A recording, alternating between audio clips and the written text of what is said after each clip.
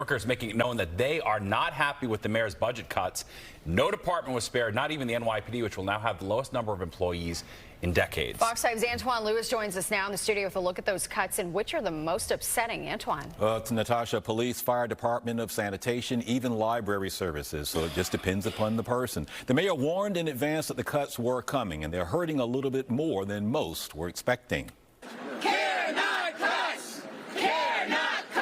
A mix of frustrated New Yorkers and elected officials found common ground Friday, demonstrating inside of City Hall Park in protest of news coming out of City Hall. During these tough times, we should not be balancing the budget on the backs of the poorest New Yorkers. The Care Not Cuts rally was in direct response to the budget cuts announced by the Adams administration earlier this week.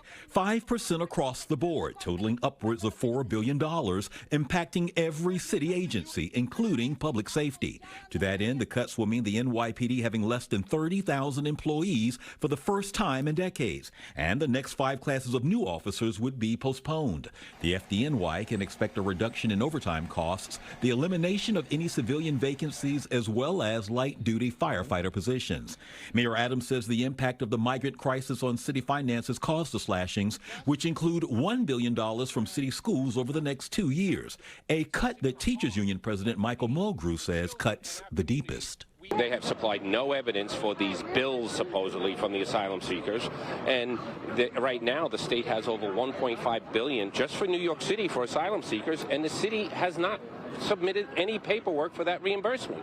The budget cuts would take effect immediately, but must be approved by City Council, which these demonstrators hope won't happen. We need an intervention by the New York City Council to provide leadership and do everything in their power, their charter-appointed power, to reject Mayor Adams' cuts and find better solutions to deal with our fiscal issues.